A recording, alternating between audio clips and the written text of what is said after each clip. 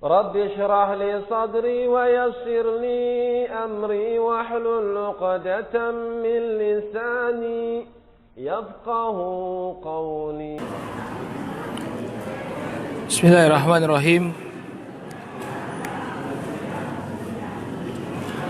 Assalamualaikum warahmatullahi wabarakatuh. Alhamdulillah hamdan katsiran tayyiban mubarakan fih kama yuhibbu rabbuna wa yardah.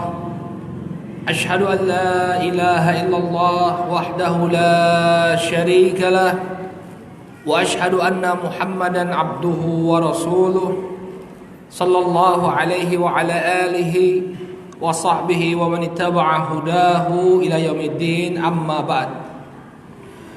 Saudaraku kaum muslimin, para aba wal ummahat yang dimuliakan oleh Allah Subhanahu wa taala, insyaallah kita akan melanjutkan pembahasan kita, masih membahas tentang bagaimana tugas dan tanggung jawab para orang tua terhadap anak-anak mereka.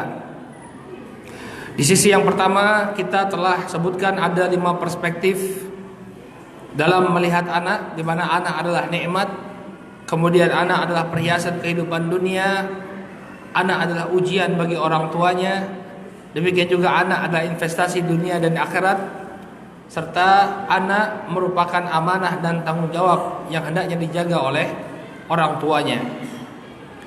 Maka insyaallah di kesempatan kali ini, di sesi yang kedua, kita akan coba paparkan bagaimana pelaksanaan tugas dan amanah ini dilakukan dan ditunaikan oleh orang-orang mulia, yakni para nabi dan orang-orang saleh.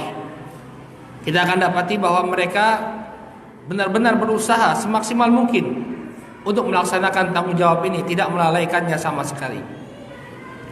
Kita akan mulai dengan figurnya Nabi Nuh alaihissalam. Nabi Nuh alaihissalam, beliau adalah rasul yang pertama yang diutus oleh Allah Subhanahu wa taala ke muka bumi. Jadi kalau rasul yang pertama kali diutus itu adalah Nuh alaihissalam. Di dalam Al-Qur'an Allah Subhanahu wa taala mengisahkan bagaimana beliau berusaha agar anak beliau, putra beliau itu mau bergabung bersama orang-orang yang beriman. Sebagaimana yang kita ketahui bahwa di masa Nabi Nuh alaihissalam Allah Subhanahu wa taala kirimkan banjir. Allah buat terjadi banjir bandang yang menenggelamkan segala sesuatu.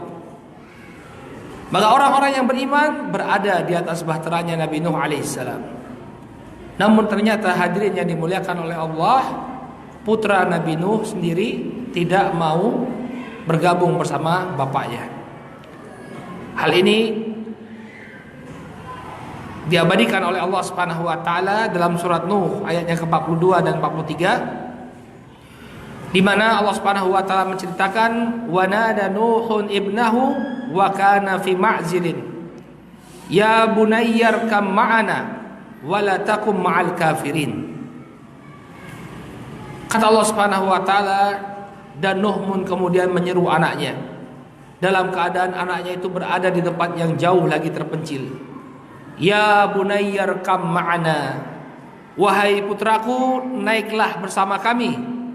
Wala takum ma'al kafirin, dan janganlah engkau bergabung bersama orang-orang yang kafir. Qala sa'awi ila jabal ya'simuni minal ma'. Maka apa balasan dari putra Nabi Nuh ketika dia mendengar ajakan dari bapaknya? Sa'awi ila jabal, aku akan mencari perlindungan ke atas gunung. Ya'simuni minal ma', yang akan mencegah aku dari tenggelam ke dalam air. Qala la asimal yaum min amrillah illa man rahimah. Kemudian kata Nuh alaihissalam, tidak ada yang melindungi hari ini dari adab Allah Subhanahu wa taala selain Allah yang Maha Penyayang. Wa hala bainahumal mauj fakana minal mughraqin. Maka kemudian ya terhalangilah mereka berdua oleh datangnya ombak, dan jadilah anak Nabi Nuh alaihissalam itu termasuk orang-orang yang Allah Subhanahu wa taala tenggelamkan. Hadirin yang dimuliakan oleh Allah, banyak pelajaran yang bisa kita dapatkan dari kisah Nabi Nuh alaihissalam dan putra beliau. Pelajaran yang pertama, kita lihat bagaimana usaha dari Nabi Nuh alaihissalam untuk menyelamatkan anaknya. Beliau berusaha agar putranya tersebut terselamatkan dari adab Allah Subhanahu wa taala. Bahkan di saat-saat terakhir ketika ombak mulai meninggi, beliau tetap berusaha, ya bunayya irkam ma'ana. Wahai putraku, naiklah bersama kami. Beliau berusaha menyelamatkan anak tersebut. Nah, ini menunjukkan kepada kita bahwa setiap ayah itu hendaknya berusaha menyelamatkan anaknya dari adab Allah. Ketika anaknya itu melakukan satu perkara yang bisa menyebabkan dia mendapatkan siksa Allah, maka bapaknya harus mencegah. Sebagian orang tua mencurahkan kasih sayang kepada anaknya dengan cara yang salah. Kita sering dapati banyak ayah dan ibu yang tidak tega membangunkan anak-anaknya untuk sholat subuh. Ketika anak-anaknya masih terlelap dalam tidur, sudah terdengar suara adzan, maka dia biarkan anak-anak terlelap dengan tidurnya. Sayang, kasihan dia kalau harus bangun. Nah, ini satu hal yang keliru. Kita harusnya kasihan nanti kalau dia disiksa oleh Allah Subhanahu wa taala karena melalaikan sholat. Apalagi kalau dia sudah diwajibkan, sudah balik, sudah wajib untuk sholat. Maka upayakan segala sesuatu untuk menyelamatkan anak kita dari adab Allah Subhanahu wa taala. Oleh karena itulah Nabi SAW memerintahkan kita, para orang tua, untuk menyuruh anak-anak kita sholat ketika mereka berusia 7 tahun. Kata beliau alaihi salatu wassalam, muru auladakum bis shalah wa hum abna'u sab'a wadribuhum 'alaiha wa hum abna'ul ashar wa farriquhum fil madaji'. Kata Rasul sallallahu alaihi wasallam, perintahkanlah anak-anak kalian untuk melaksanakan salat ketika mereka berusia 7 tahun. Dan pukullah mereka kalau mereka menolak untuk salat ketika mereka berusia 10 tahun, dan pisahkan tempat tidur mereka. Nabi sallallahu alaihi wasallam memerintahkan para ayah agar anak-anak itu dibiasakan untuk salat.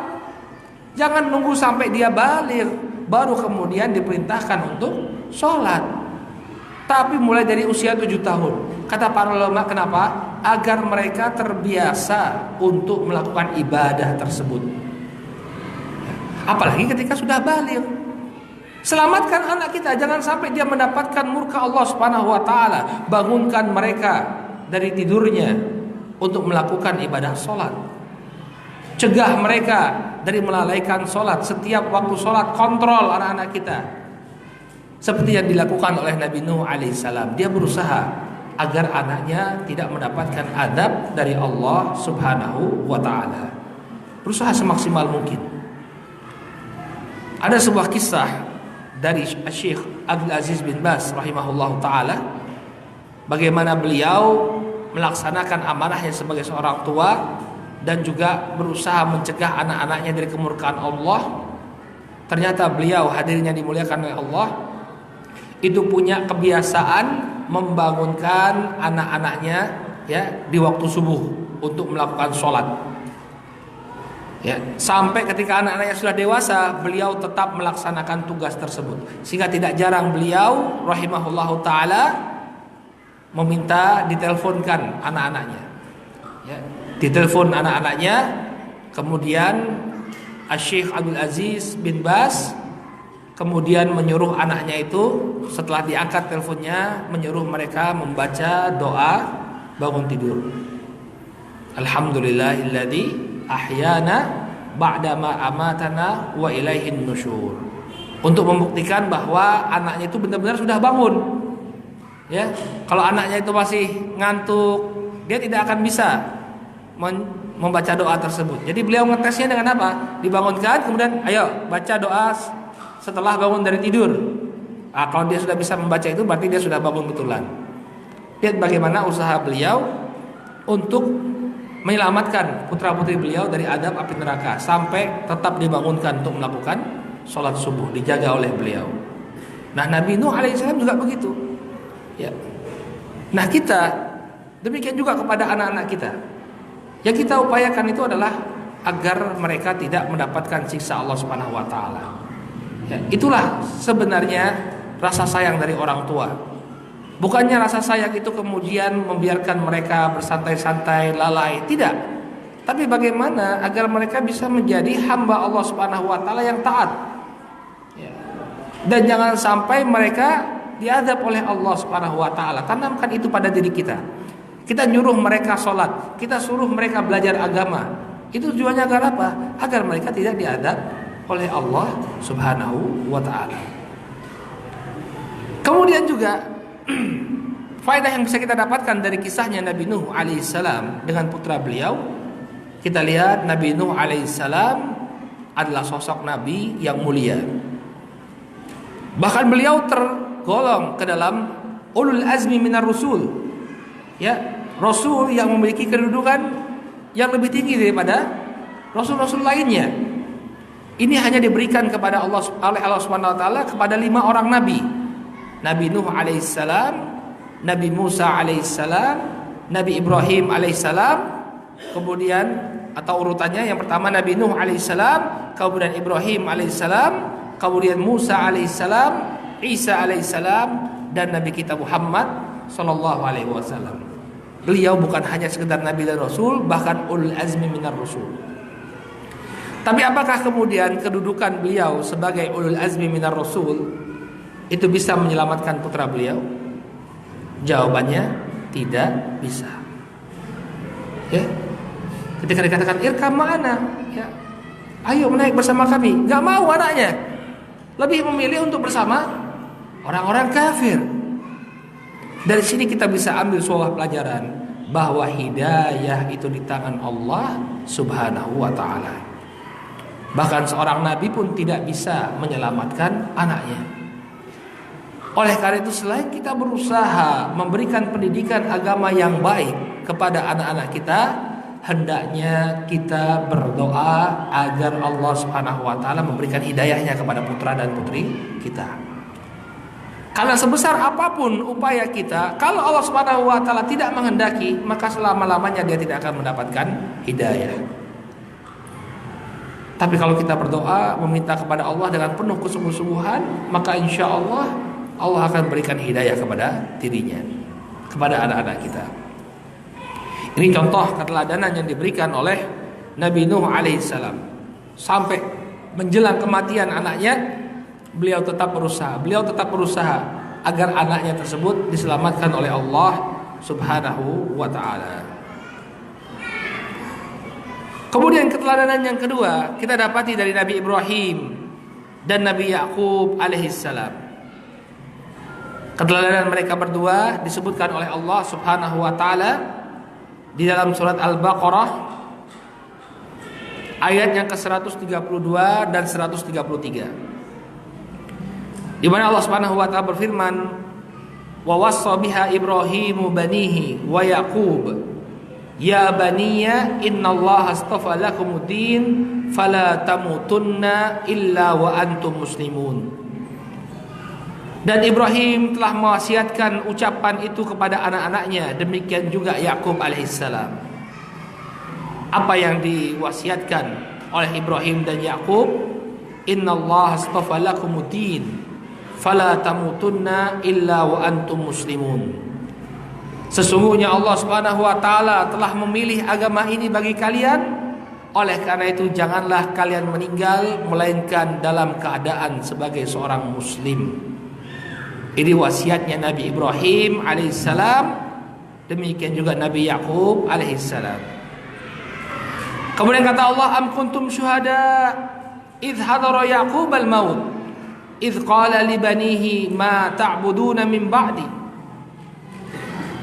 Tidakkah kalian hadir ketika Yakub, ya, ketika Yakub berada menjelang ajal beliau, Maka apa yang dikatakan oleh Yakub alaihissalam kepada putra-putra beliau? Idz qala li banihi ma ta'buduna min ba'di. Apa yang akan kalian sembah sepeninggalku? Qalu na'budu ilahaka wa ilaha abaika Ibrahim. Maka putra-putra Yakub mengatakan, kami akan tetap menyembah sesembahanmu, yakni Allah Subhanahu wa taala, dan juga sesembahannya bapak kami Ibrahim, wa Ismail, demikian juga Ismail, wa Ishaq, dan juga Ishaq, ilaha wahida wa nahnu lahu muslimun, sebagai ilah yang satu, ilah yang esa, dan kami pun tunduk patuh kepadanya. Hadirin yang dimuliakan oleh Allah Subhanahu wa taala, kita lihat di sini bagaimana Nabi Ibrahim dan Nabi Yakub mewasiatkan kepada putra-putra mereka agar jangan sampai putra-putra mereka sepeninggal bapaknya kemudian pindah agama. Ya, wala tamutunna illa wa antum muslimun, janganlah kalian mati melainkan kalian dalam keadaan Islam. Disebutkan oleh Al-Imam Ibnu Katsir rahimahullahu taala, lihirsihim 'alaiha wa mahabbatihim laha hafadhu 'alaiha ila hinil wafah wa wassau abna'ahum biha min ba'dihim. Ya, karena kecintaan mereka, keteguhan hati mereka, dan kecintaan mereka kepada agama, maka mereka pun mewasiatkan hal ini kepada anak-anaknya, yaitu agar mereka berpegang teguh kepada ajaran agama. Kemudian kata Allah Subhanahu wa taala, ya, fala tamutunna illa wa antum muslimun, ay ahsinu fi halil hayat walzamu hada liyarzuqakumullahu al-wafah alaih. Dalam ucapan atau wasiatnya Nabi Ibrahim alaihissalam, wala tamutunna illa wa antum muslimun, dan janganlah kalian meninggal melainkan dalam keadaan sebagai seorang muslim. Ternyata ada makna yang sangat luas dalam kata-kata ini. Ai ahsinu fi halil hayah walzamu hada liyarzuqakumullahu al-wafah alaih. Artinya, berbuat baiklah kalian selama kalian hidup, berpegang teguhlah kalian kepada agama ini agar nanti kalian meninggal dalam keadaan tetap berpegang teguh kepadanya. Maksudnya, anak-anaknya diperintahkan untuk istiqomah memegang agama Allah Subhanahu wa taala. Jangan sampai dia lepaskan agama ini sedikit pun. Kenapa? Karena seseorang itu akan diwafatkan sesuai dengan kebiasaannya selama dia hidup. Kalau selama dia hidup, dia menjaga ketaatan kepada Allah Subhanahu wa taala. Kalau selama dia hidup, dia meninggalkan kemaksiatan kepada Allah Subhanahu wa taala, maka keadaan mayoritas orang semacam ini dia pun akan meninggal dengan husnul khatimah, di atas ketaatan kepada Allah dan menjauhi kemaksiatan. Kata Imam Ibnu Katsir, fa innal mar'a yamutu ghaliban ala ma kana alaih. Karena seseorang itu biasanya dia meninggal dunia dalam keadaan apa yang dia pegang, ya, dalam keadaan dia memegang apa yang menjadi kebiasaannya. Kalau sudah terbiasa untuk taat kepada Allah, maka dia pun akan meninggal dalam keadaan taat kepada Allah Subhanahu wa taala. Ini keadaan kebanyakan manusia. Sebaliknya, ya, ketika dia melakukan kemaksiatan, terbiasa hidupnya dengan kemaksiatan, maka dia pun, ya, mati di atas kemaksiatannya tersebut. Maka yang dimaksud oleh ucapan Nabi Ibrahim alaihissalam, wala tamutunna illa wa antum muslimun, dan janganlah kalian meninggal melainkan dalam keadaan kalian sebagai seorang muslim, artinya tetaplah kalian berpegang teguh terhadap ajaran agama sampai nanti Allah Subhanahu wa taala takdirkan kalian meninggal dunia. Jangan tinggalkan agama ini. Ini yang hendaknya diwasiatkan, ini yang hendaknya dinasihatkan, ini yang hendaknya senantiasa diperingatkan oleh para ayah, ya, agar anak-anak kita senantiasa berpegang teguh kepada ajaran agama Islam. Betapa banyak orang tua yang mereka lalai dalam permasalahan ini, tidak memerintahkan anaknya untuk istiqomah dalam masalah agama. Sehingga kita dapati sebagian di antara para pemuda bahkan sampai pindah agama. Naudzubillah, pindah agama dia.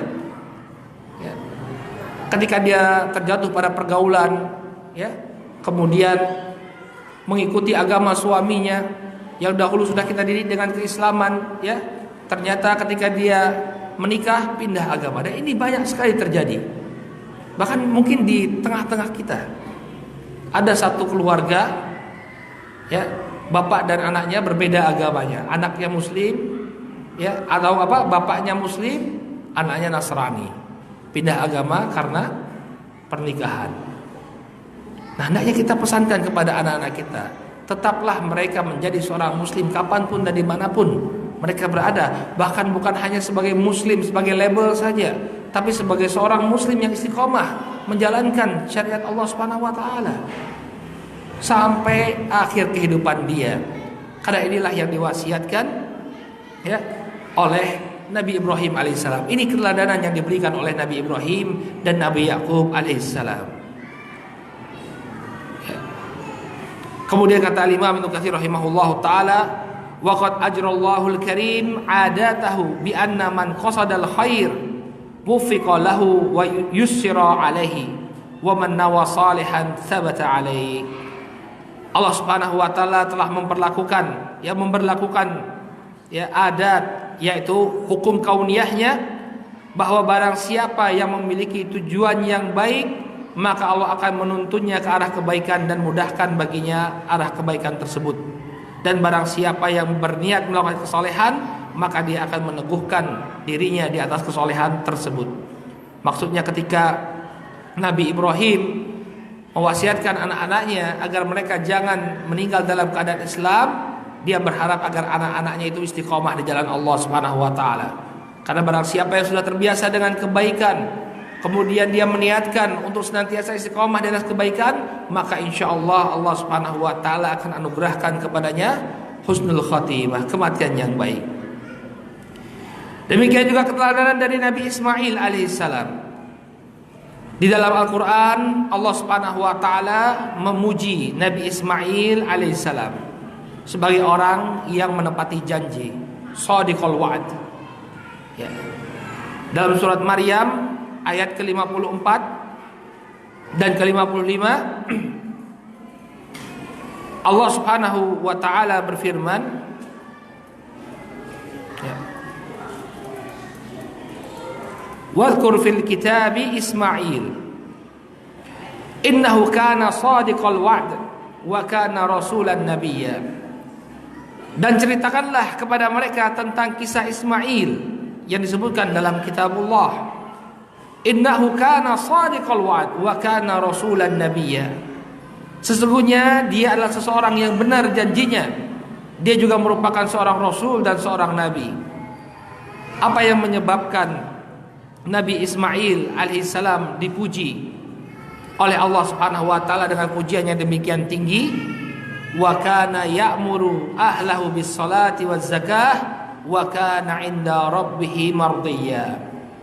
Dahulu Nabi Ismail alaihissalam memerintahkan keluarganya untuk menegakkan salat dan menunaikan zakat, dan dia adalah orang yang diridhoi di sisi Rabb-Nya. Di sini Allah Subhanahu wa taala memuji Nabi Ismail alaihissalam karena beliau menjaga amanah, melaksanakan tanggung jawab yang telah diberikan oleh Allah Subhanahu wa taala. Ya'muru ahlahu bis-salati waz-zakah. Dia memerintahkan keluarganya untuk menegakkan salat dan menunaikan zakat. Ya. Ini adalah suatu hal yang sangat penting, terutama masalah salat. Banyak di antara para orang tua yang kurang perhatian terhadap permasalahan salat. Sehingga anaknya salat atau tidak dia tidak menjadi perhatian orang tua tersebut. Tidak menjadi perhatian bapaknya. Dia biarkan saja anaknya lalai dari melakukan sholat. Padahal inilah yang menjadi pembeda antara seorang muslim dengan seorang kafir. Di dalam sebuah hadis Rasulullah SAW mengatakan, al-ahdu bainana wa bainal kufri tarkus sholah, faman tarakaha faqad kafar. Perbedaan antara seorang muslim, antara kita dengan orang-orang kafir adalah sholat. Maka barang siapa yang meninggalkan sholat, dia telah terjatuh pada kekufuran, kata Rasulullah sallallahu alaihi wasallam. Sehingga masalah salat Bapak yang dimuliakan oleh Allah bukanlah masalah yang sepele. Hendak menjadi prioritas setiap orang tua. Ya, salat merupakan rukun Islam. Buniyal Islamu ala khamsin. Syahadati an la ilaha illallah wa anna Muhammadar Rasulullah wa iqamis shalah wa ita'iz zakah wa shaumi Ramadan wa hajjil bait. Islam itu dibangun atas 5 perkara. Ya, syahadat, persaksian la ilaha illallah dan Muhammad adalah utusan Allah. Kemudian menegakkan salat, menunaikan zakat, kemudian haji ke Baitullah dan juga berpuasa di bulan Ramadan. Ini semua adalah rukun Islam. Ya, yang harus dijaga oleh setiap manusia, setiap muslim. Oleh karena itu orang tua hendaknya memperhatikan masalah salat. Ya, hadirin yang dimuliakan oleh Allah, banyak di antara kita yang tidak mengetahui bagaimana kedudukan salat. Dahulu ulama madhab, al-Imam Abu Hanifah, al-Imam Malik, al-Imam Syafi'i, al-Imam Ahmad, imam 4 madhab itu sangat keras sekali hukumannya terhadap orang yang meninggalkan sholat. Bahkan sebagian di antara mereka ya sampai membolehkan atau mewajibkan hukuman mati bagi orang yang tidak mau sholat. Disebutkan oleh Syekh Mustafa Bugha dalam Al-Wafi Syarah Arba'in An-Nawawi, ya, beliau paparkan bagaimana pandangan ulama madhab tentang hukum meninggalkan sholat. Imam Malik dan al-Imam Syafi'i, Imam Malik dan Imam Abu Hanifah mengatakan bahwa orang yang tidak mau sholat itu dipenjara, kemudian dihukum cambuk sampai mereka mau sholat. Ya. Kalau al-Imam Syafi'i dan Imam Ahmad itu menetapkan hukum mati bagi orang yang tidak mau sholat. Jadi dia diperintahkan untuk sholat, untuk bertobat, kemudian diperintahkan untuk sholat. Kalau dia tidak mau juga untuk sholat, maka menurut mazhab Syafi'i dan mazhab Imam Ahmad, ya, dia dihukum mati, dihukum penggal. Hanya ada perbedaan antara mazhab Imam Syafi'i dan Imam Ahmad.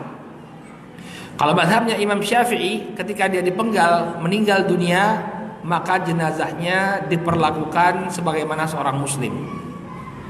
Jadi dimandikan, kemudian dikafani, disolatkan dan dimakamkan di pekuburan muslim.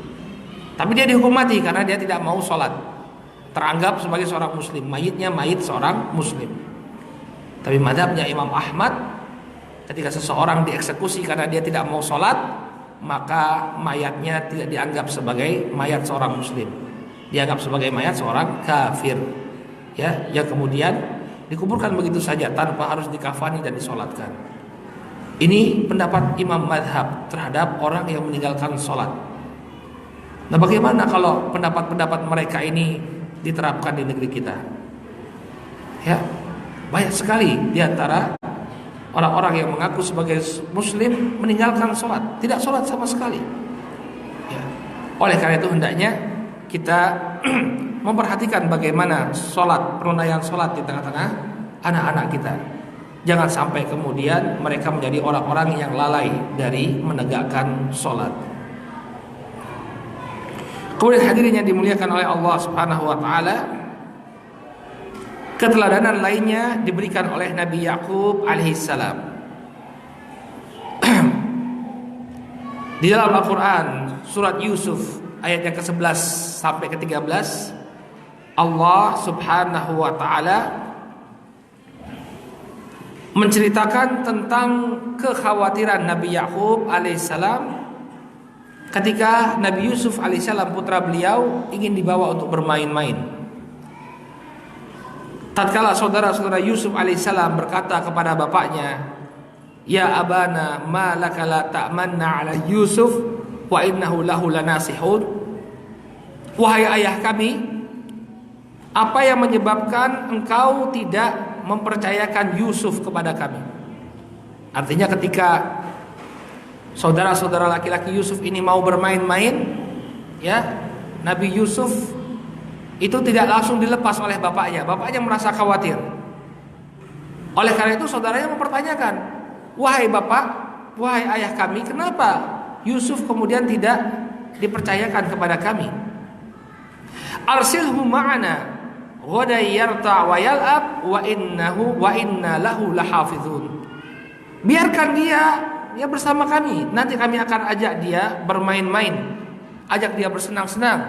Wa inna lahu lahafizun. Kami pasti akan menjaga Yusuf. Demikian pengakuan saudara-saudaranya Yusuf alaihissalam. Kemudian kata Nabi Yakub alaihissalam, qala inni la yahzununi an tadhhabu bih wa akhafu an ya'kulahu dhib wa antum anhu ghafilun. Kata Nabi Yakub alaihissalam, sesungguhnya kepergian Yusuf bersama kalian itu membuat saya sedih, membuat aku bersedih, membuat aku gelisah. Wa akhafu an ya'kulahu dhib wa antum anhu ghafilun. Dan aku sangat khawatir serigala akan menerkam Yusuf dalam keadaan kalian lalai menjaganya. Ya. Di dalam ayat ini Allah Subhanahu wa taala menunjukkan kepada kita bagaimana kekhawatiran Nabi Yakub alaihissalam. Jangan sampai dia melepas Nabi Yusuf, kemudian Nabi Yusuf tidak dijaga oleh kakak-kakaknya, kemudian menjadi santapan serigala. Ini kekhawatiran seorang ayah kepada anaknya. Hendaknya seorang ayah itu merasa khawatir dengan pergaulan anak-anaknya. Dia harus melihat betul bagaimana anak-anaknya bergaul, dengan siapa anak-anaknya bergaul. Ini Nabi Yakub alaihissalam saja ketika Nabi Yusuf dibawa oleh kakak-kakaknya, dia merasa khawatir. Maka bagaimana di zaman kita yang serigala itu datang bukan lagi dalam bentuk hewan buas, tapi dari pengaruh-pengaruh yang negatif, akidah-akidah yang menyimpang, pemahaman-pemahaman yang keliru. Demikian juga dari pengaruh-pengaruh narkoba, pornografi. Ini semua adalah serigala-serigala yang siap untuk menerkam anak-anak kita ketika tidak kita jaga. Oleh karena itu hendaknya seorang ayah menaruh perhatian terhadap pergaulan anak-anak mereka. Selain dia memberikan pendidikan agama, selain dia memberikan bimbingan kepada anak-anaknya, memerintahkan mereka untuk melakukan ketaatan kepada Allah Subhanahu wa taala, memerintahkan mereka untuk menjauhi larangan-larangan Allah, seorang ayah pun harus memperhatikan dengan siapa anak-anaknya bergaul. Banyak terjadi di kalangan para orang tua, usaha mereka untuk mendidik anak-anak gagal karena satu hal: mereka tidak menyeleksi atau tidak memfilter teman dari anak-anak mereka. Oleh karena itulah Rasulullah sallallahu alaihi wasallam berpesan kepada kita semua, al-mar'u ala dini khalilih, falyandur ahadukum man yukhalilhu. Seseorang itu berada di atas agama temannya, maka hendaknya kalian memperhatikan dengan siapa dia berteman. Kalau hadis ini kita bawa kepada anak-anak kita, maka hendaknya kita perhatikan dengan siapa anak-anak kita berteman. Nabi Yakub alaihissalam saja merasa khawatir ketika Nabi Yusuf dibawa oleh kakak-kakak mereka, karena khawatir kakak-kakaknya tadi lalai, sehingga Nabi Yusuf pun diterkam oleh serigala. Maka di hari ini kita harus lebih mewaspadai pergaulan anak-anak kita. Ya. Bagaimana dia bergaul di sekolah, siapa yang menjadi temannya. Demikian juga di lingkungan seputar rumah, dengan siapa dia berteman. Di pondok pesantren, siapa temannya. Hendaknya kita mengetahui siapa teman-temannya. Kalau memang ternyata dia berteman dengan orang-orang yang kurang baik, yang bisa menimbulkan kemudaratan pada dirinya, maka hendaknya kita pisahkan. Jangan sampai dia tertular, jangan sampai dia mendapatkan pengaruh negatif dari teman-temannya. Ini adalah bentuk penjagaan yang diberikan oleh Nabi Yakub alaihissalam. Beliau merasa khawatir Nabi Yusuf alaihissalam ketika dibawa oleh saudaranya, kemudian lalai saudaranya sehingga dia pun diterkam oleh serigala. Kemudian keteladanan yang lain yang kita dapati dalam Al-Quran adalah keteladanan yang diberikan oleh Luqman alaihissalam. Ya, di dalam Al-Quran Allah Subhanahu wa taala menceritakan tentang sosok yang bernama Luqman. Allah mengatakan walaqad ataina Luqmanal hikmah anishkur lillah wa man yashkur fa innama yashkuru li nafsihi wa man kafara fa innallaha ghaniyyun hamid. Dan sesungguhnya telah kami berikan hikmah kepada Luqman alaihissalam, yaitu bersyukurlah kepada Allah, dan barang siapa yang bersyukur kepada Allah maka sesungguhnya dia telah berterima kasih untuk dirinya sendiri. Dan barang siapa yang tidak bersyukur maka sesungguhnya Allah Subhanahu wa taala Maha Kaya lagi Maha Terpuji. Hadirin yang dimuliakan oleh Allah Subhanahu wa taala, para ulama berbeda pendapat. Apakah Luqman yang disebutkan di dalam ayat ini adalah seorang nabi atau beliau hanya seorang yang saleh yang tidak diberikan kenabian oleh Allah Subhanahu wa taala. Jadi ada perselisihan pendapat di kalangan para ulama tentang sosok Luqman alaihissalam. Apakah Luqman itu nabi ataukah orang saleh? Disebutkan oleh Al-Imam Ibnu Katsir rahimahullahu taala dalam tafsirnya, ikhtalafa salaf fi Luqman alaihissalam hal kana nabiyyan aw 'abdan salihan min ghairi nubuwah ala qaulain. Para ulama berbeda pendapat tentang sosok Luqman. Apakah Luqman itu seorang nabi atau seorang hamba yang saleh saja tanpa membawa kenabian, tanpa nubuwah?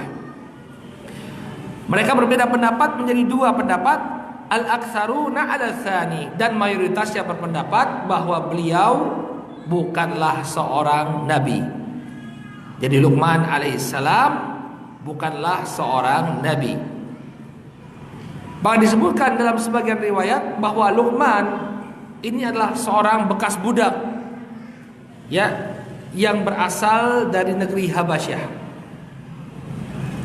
Disebutkan dalam riwayat Ibnu Abbas radhiyallahu taala anhuma, kana Luqman 'abdan habasyian najjaran. Dahulu Luqman ini merupakan seorang budak dari Habasyah, dari Ethiopia, dan berprofesi sebagai tukang kayu. Ya. Dan perawakan Luqman ini sebagaimana perawakannya orang-orang Afrika. Ya. Mereka ya memiliki hidung yang besar.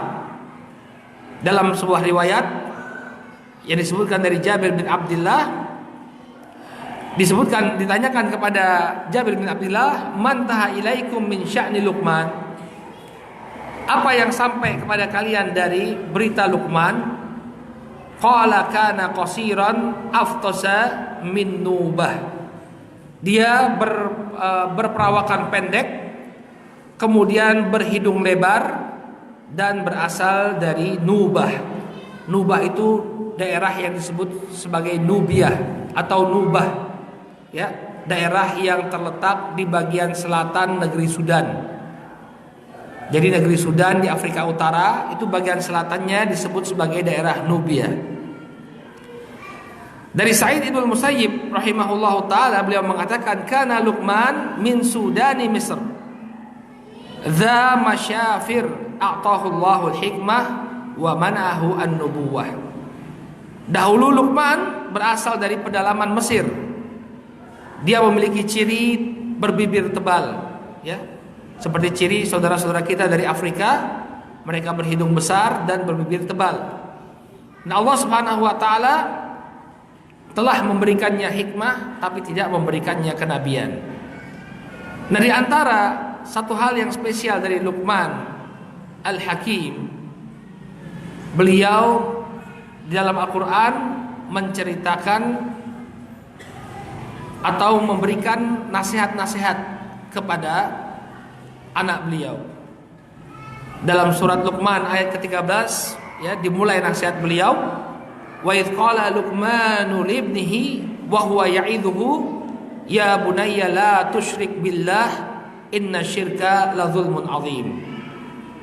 Dan ingatlah ketika Luqman berkata kepada putranya ketika dia memberikan pengajaran kepada putranya, ya bunayya la tusyrik billah inna syirka la zulmun azim. Wahai putraku, janganlah engkau menyekutukan Allah, karena sesungguhnya perbuatan syirik itu merupakan kezaliman yang teramat besar. Lihat, ini perkara pertama yang diwasiatkan oleh Luqman kepada putra beliau, agar jangan putra beliau itu menyekutukan Allah Subhanahu wa taala. Lihat bagaimana Luqman menjadikan akidah sebagai prioritas nasihat beliau kepada putranya. Nah, mari kita koreksi diri kita. Sudahkah kita menjadikan masalah akidah ini menjadi prioritas dalam kita membimbing anak-anak kita? Sudahkah kita berusaha agar dia berdiri di atas akidah yang benar, akidah yang lurus? Luqman Al-Hakim, nasihat yang pertama yang dia berikan, la tusyrik billah inna syirka la zulmun azim. Janganlah engkau menyekutukan Allah, sesungguhnya syirik itu merupakan kezaliman yang besar. Kemudian wa wasainal insana biwalidayhi hamalathu ummuhu wahnan ala wahnin wa fisaluhu fi ammain anishkurli wali walidayk ilayyal masir. Kemudian Allah Subhanahu wa taala mengatakan, dan kami wasiatkan manusia terhadap kedua orang tuanya. Ingatlah bahwa ibunya telah mengandungnya dalam keadaan yang lemah dan semakin bertambah-tambah kelemahannya. Wa fisaluhu fi ammain, dan telah menyusuinya dalam jangka waktu 2 tahun. Anishkurli wali walidayka ilayyal masir. Oleh karena itu bersyukurlah kepada Allah dan berterima kasihlah kepada kedua orang tuamu. Hanya kepada Allah lah engkau akan kembali. Perkara kedua yang menjadi wasiat Luqman adalah birrul walidain, berbakti kepada kedua orang tua. Para ulama menyebutkan bahwa berbakti kepada kedua orang tua itu merupakan kewajiban yang terbesar setelah kewajiban kepada Allah Subhanahu wa taala dan Rasulnya. Setelah hak Allah dan hak Rasul, maka yang harus kita tunaikan adalah hak kedua orang tua kita. Apalagi hak seorang ibu. Agama kita, agama Islam, memuliakan sosok seorang ibu. Makanya ketika ada seorang sahabat yang bertanya kepada Rasul sallallahu alaihi wasallam, "Ya Rasulullah, man ahaqqun nas bi husni sahabati?" Wahai Rasulullah, siapakah manusia yang paling berhak untuk aku perlakukan dengan baik? Maka Rasul sallallahu alaihi wasallam mengatakan, ummuka, ibumu. Thumma man ya Rasulullah, kemudian siapa wahai Rasulullah? Thumma ummuk, kemudian ibumu. Thumma man ya Rasulullah, kemudian siapa ya Rasulullah? Thumma ummuk, kemudian yang ketiga ibumu. Thumma man ya Rasulullah, kemudian siapa wahai Rasulullah? Thumma abu, kemudian barulah bapakmu. Menunjukkan kedudukan ibu yang tinggi, yang hendaknya seseorang itu berbakti kepada ibunya. Ya, hamalathu ummuhu wahnan ala wahnin wa fisaluhu fi amain. Ibunya telah mengandung dia dalam keadaan yang lemah dan semakin bertambah-tambah, kemudian menyusuinya dalam jangka waktu 2 tahun. Wa in jahadaka ala an tusyrika bima laysa laka bihi ilm fala tuti'huma wa sahibhuma fid dunya ma'rufa wattabi' sabila man anaba ilayya thumma ilayya marji'ukum fa unabbi'ukum bima kuntum ta'malun. Kalau keduanya memerintahkan engkau untuk berbuat syirik, maka janganlah engkau mentaati keduanya, akan tetapi tetaplah perlakukan mereka di dunia dengan baik, ya. Dan ikutilah jalan orang-orang yang kembali kepadaku, kemudian kalian akan kembali kepadaku, dan aku akan kabarkan kepada kalian apa yang pernah kalian kerjakan.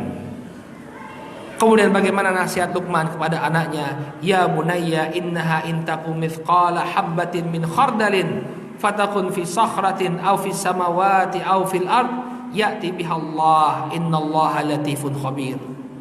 Wahai putraku, sesungguhnya apabila ada suatu amalan seberat biji sawi kemudian dia berada dalam batu atau berada di langit atau berada dalam bumi, maka niscaya Allah Subhanahu wa taala akan memberikan balasan terhadap perbuatan tersebut.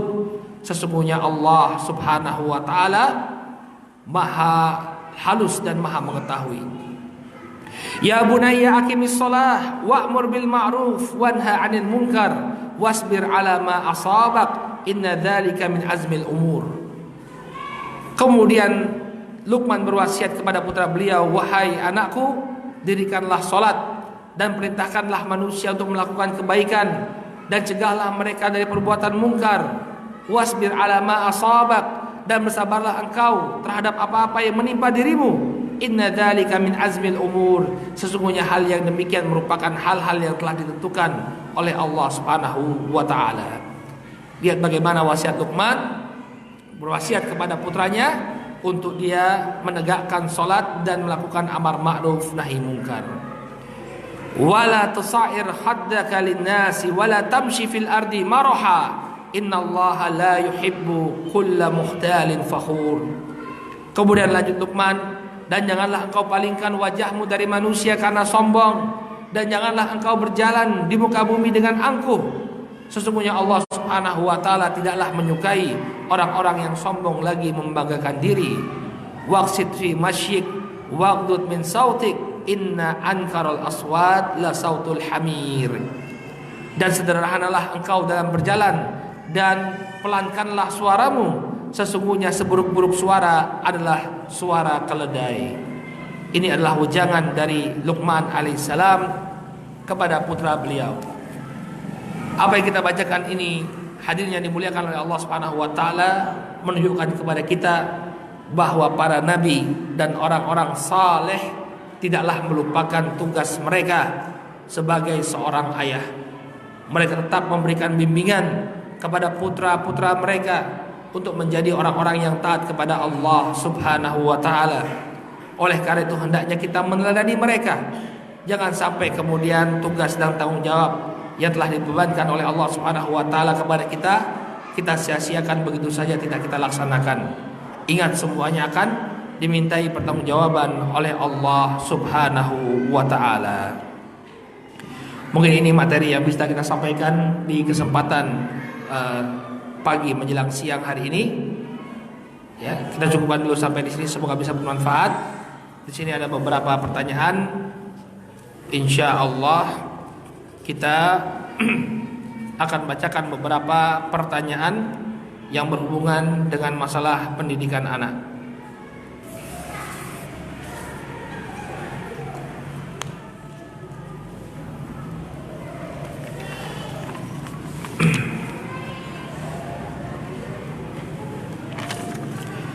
Pertanyaan yang pertama, Ustadz, sebagian orang mendidik anak dengan cara yang keras, ya, atau dengan cara militer.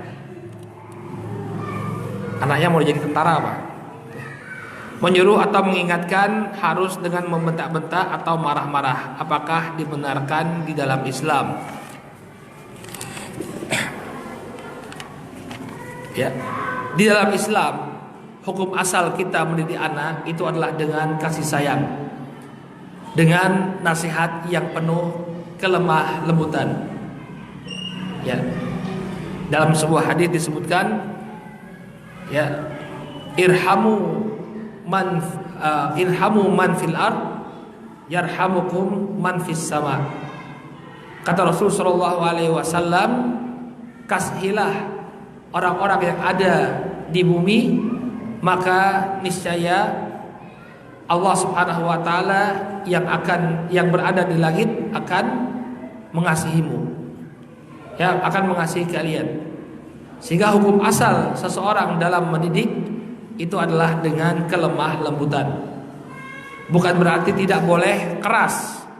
Dalam sebagian keadaan bahkan itu dituntut kita untuk bersikap keras kepada anak-anak kita, bersikap tegas. Seperti dalam permasalahan sholat tadi, bahkan diperbolehkan bagi seorang ayah untuk menerapkan hukuman pukul kepada anak-anaknya, tapi hukuman pukulan yang mendidik. Sehingga hukuman dengan keras itu diakomodir dalam Islam, tapi tidak dalam setiap kondisi. Justru hukum asalnya adalah kita memberikan wejangan kepada mereka, memberikan peringatan kepada mereka dengan cara yang lemah lembut. Di dalam Al-Quran Allah Subhanahu wa Ta'ala mengkhabarkan tentang diri Nabi kita sallallahu alaihi wasallam. Kata Allah Subhanahu wa Ta'ala, "Wa bima rahmatin min rabbika linta lahum walau kunta faddan ghalidal qalb lan faddu min haulik." Kata Allah Subhanahu wa Ta'ala, karena rahmat dari Rabbmu, maka engkau pun bersikap lemah lembut kepada mereka. Apabila engkau wa in kunta faddan ghalidal qalb, apabila engkau bersikap keras, kemudian hatimu kaku, bersikap kaku kepada mereka, hatimu keras, lan faddu min haulik, maka niscaya mereka akan berpaling darimu. Sehingga hendaknya orang tua mendahulukan memberikan wejangan dan pengarahan kepada mereka dengan cara yang baik. Anak-anak itu akan tumbuh sesuai dengan didikannya. Ketika dia dididik dengan keras, maka dia akan menjadi orang yang keras. Apalagi ketika dia terbiasa untuk dipukul. Yang saya dapatkan ketika belajar di Yaman itu banyak sekali saudara-saudara kita yang berasal dari benua Afrika, terutama dari negara Somalia. Orang-orang Somalia ini dididik dengan begitu keras. Ketika anak-anaknya misalnya tidak menjaga adab di masjid, mereka pukul. Ketika anak-anaknya tidak menghafalkan Al-Quran, mereka pukul. Bahkan sebagian di antara mereka menggunakan kabel untuk mencabuki anak-anak mereka agar mau belajar. Akhirnya apa ya ikhwan yang terjadi pada anak-anak yang dididik dengan keras seperti ini? Karena mereka terbiasa dipukuli, akhirnya mereka bebal. Mereka melakukan apa saja yang mereka inginkan. Karena apa? Karena mereka sudah terbiasa dihukum, paling apa? Tinggal pasang badan saja. Ya sudah, saya melakukan apa yang saya ingat, saya lakukan, yang ingin saya lakukan. Kenakalan di masjid dan perbuatan-perbuatan yang tidak terpuji lainnya, yang penting bagi saya adalah pasang badan. Karena dia sudah terbiasa. Karena suatu hal yang kecil saja, yang sepele saja, dia dihukum dengan keras. Berbeda dengan orang yang dijelaskan dengan lembut. Maka ketika memang dia sudah tidak bisa lagi diingatkan dengan lembut, kemudian baru dikeraskan, maka dia akan mudah untuk kembali lurus. Tapi kalau sudah sedikit apapun kesalahan, sekecil apapun, dia dihukumi dengan keras, bahkan diperintah dengan suara membentak-bentak, nanti dia akan bebal. Dan ingat, anak-anak itu tidak selama-lamanya dia menjadi anak-anak. Suatu saat dia akan menjadi orang dewasa. Kalau dia diperlakukan dengan kasar oleh orang tuanya, dihukum dengan keras oleh orang tuanya, suatu saat ketika dia sudah dewasa, dia bisa saja meninggalkan orang tuanya, tidak peduli dengan orang tuanya. Kenapa? Karena selama saya kecil, saya selalu disikapi dengan kasar dan keras oleh kedua orang tua saya. Maka tindakan yang mendidik anak dengan cara yang keras, dengan cara militer, ini jangan kita terapkan kepada anak-anak kita. Mulailah dengan suatu hal yang lembut. Mulailah dengan ucapan-ucapan yang penuh kasih sayang kepada mereka.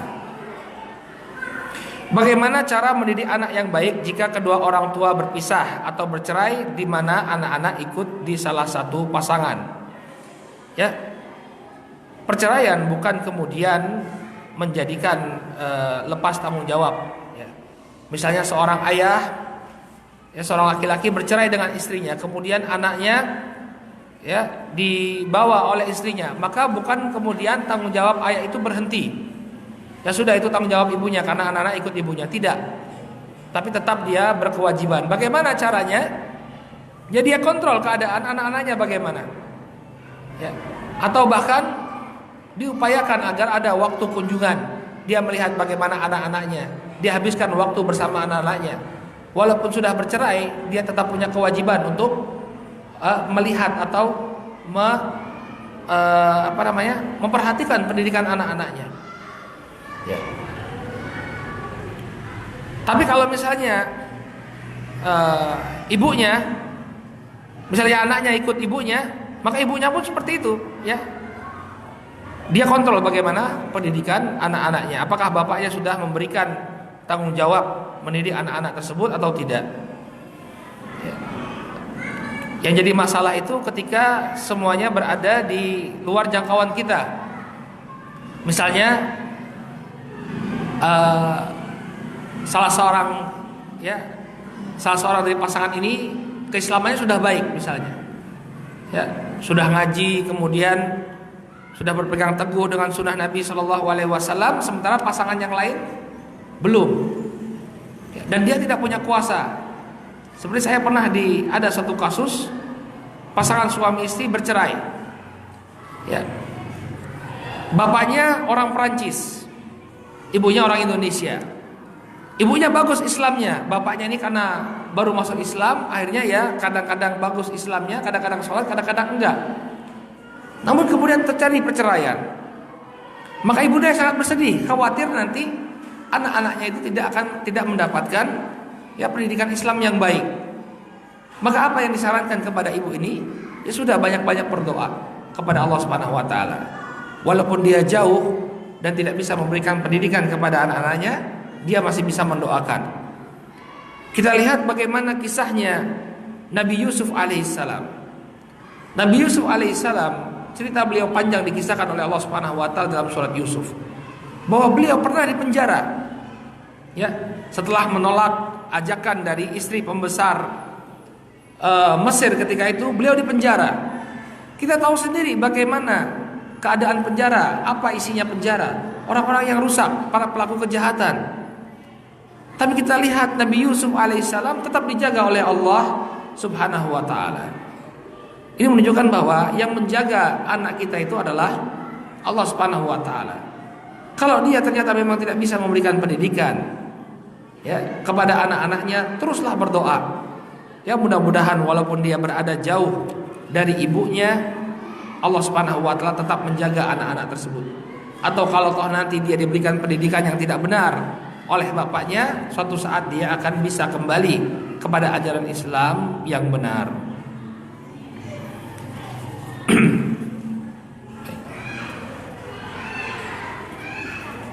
Ustaz, apakah ada amalan khusus dalam mendidik anak kita supaya jadi anak-anak yang soleh? Ya, amalannya adalah kita memperbaiki diri. Para ulama menyebutkan, ya, disebutkan oleh Syekh Mustafa Al-Adawi dalam kitab beliau Fiqih Tarbiyatil Abna, bahwa kesolehan seorang ayah dan seorang ibu ini besar sekali pengaruhnya terhadap anak. Jadi kalau ditanya apa amalan khusus dalam mendidik anak kita, tidak ada amalan khusus, tapi kita jadi seorang muslim yang baik, menjalankan perintah Allah Subhanahu wa taala dan menjauhi larangan-larangan Allah. Ya, karena kesolehan seorang ayah, kesolehan seorang ibu, ya, ini besar sekali pengaruhnya terhadap anak-anak kita. Jadi selain memberikan pendidikan kepada anak-anak, kita pun harus memperbaiki diri kita. Dengan kesolehan kita itulah nanti anak-anak kita akan tumbuh menjadi anak-anak yang soleh pula. Ya. Ada kisah yang disebutkan oleh para ulama tentang bapaknya Abdullah ibn Mubarak rahimahullahu ta'ala. Disebutkan bahwa bapak beliau Abdullah bin Mubarak, jadi anaknya namanya Abdullah, itu adalah seorang imam, bapaknya Mubarak. Ya.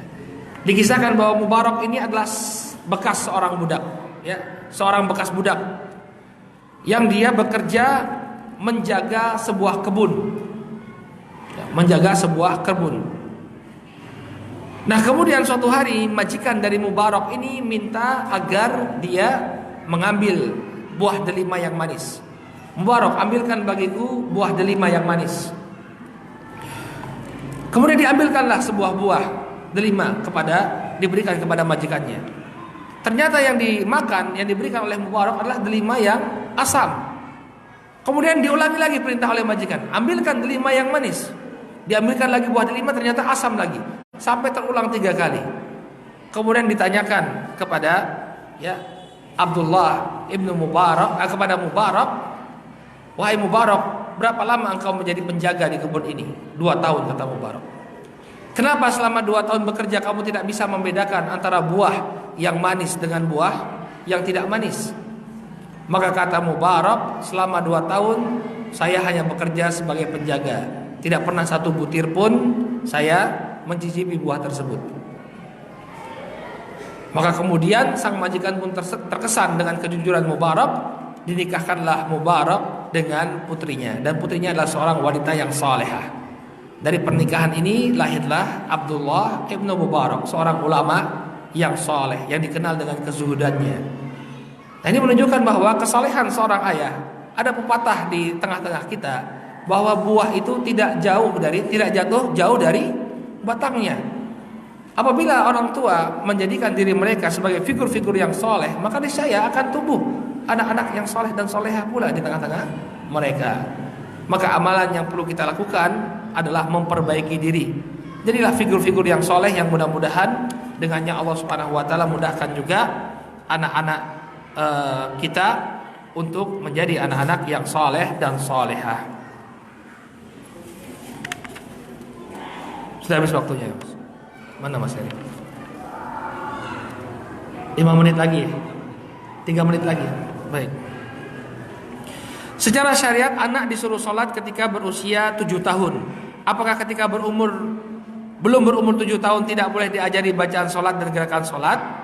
Dan apakah batasan 7 tahun itu mutlak? Di bawah 7 tahun tidak boleh diajak atau disuruh sholat? Jawabannya tidak mutlak. Bahkan ketika dia sudah bisa mengerti, bisa mengucapkan ya bacaan-bacaan sholat, maka tidak mengapa diajari untuk sholat. Bahkan tidak mengapa diajak untuk sholat bersama bapaknya di masjid, dengan syarat tidak menimbulkan gangguan kepada jamaah yang lain. Sebelum anak-anak itu berusia 7 tahun, boleh bagi orang tua untuk mengajari mereka sholat, bahkan mengajaknya ke masjid. Tapi dengan syarat itu tadi, selama mereka tidak menimbulkan gangguan. Kalau anak-anak tersebut ternyata menimbulkan gangguan di masjid, maka jangan diajak ke masjid, biarkan dia sholat di rumah. Ya, kemaslahatan umum itu lebih diutamakan. Dahulu Nabi SAW menegur orang yang membaca Al-Quran dengan suara yang besar, ya, yang mengganggu jamaah yang lain, ditegur oleh Rasulullah SAW. Maka demikian pula kita ketika mengajak anak-anak kita. Apakah mereka sudah bisa tenang atau belum ketika berada di masjid? Ketika mereka sudah bisa tenang berada di masjid, tidak mengganggu jamaah lainnya, maka tidak mengapa kita ajak ke masjid walaupun belum berusia 7 tahun. Dan satu hal yang perlu kita perhatikan, ya, anak-anak itu kalau mau dimasukkan ke dalam shafnya orang-orang dewasa, hendaknya dia dalam keadaan berwudu. Kita wudukan terlebih dahulu. Tujuannya agar apa? Agar tidak memutus shaf salat. Ketika dia tidak berwudu, maka dia akan memutus shaf. Ya. Nah, kemudian kalau misalnya dia tidak kita masukkan ke dalam shaf, maka hendaknya anak itu berada dalam jangkauan kita. Kita taruh di depan misalnya, di depan kita. Jangan bapaknya sholat di sini, anaknya di tempat yang lain. Kenapa? Karena anak itu kalau tidak diawasi, dia akan menimbulkan kebisingan. Apalagi ditempatkan bersama teman-temannya. Ya. Sehingga boleh saja mengajarkan anak untuk sholat sebelum mereka berusia 7 tahun. Dan boleh mengajak mereka ke masjid, ya, selama mereka tidak menimbulkan kebisingan. Ketika sudah berusia 10 tahun, anak tidak mau sholat, boleh dipukul. Bagaimana jika sebelum 10 tahun anak sudah balik? Ada yang sudah balik sebelum 10 tahun? Ya. Sudah ada. Baik. Kalau dia sudah balik, ya, maka wajib untuk, ya, boleh untuk dipukul, ya. Lebih lagi ketika dia sudah balik. Kalau usia 10 tahun artinya sebelum balik saja sudah boleh dipukul, maka ketika balik lebih lagi, ya, harus ditekankan kembali. Baik, jamaah yang dimuliakan oleh Allah Subhanahu wa taala, banyak pertanyaan di sini yang belum terjawab. Insyaallah di kesempatan yang akan datang kita akan coba bahas apa yang menjadi pertanyaan jamaah semua. Mudah-mudahan sedikit ini bisa bermanfaat, ya. Subhanakallahumma wa bihamdika asyhadu an la ilaha illa anta astaghfiruka wa atubu ilaik. Assalamualaikum warahmatullahi wabarakatuh.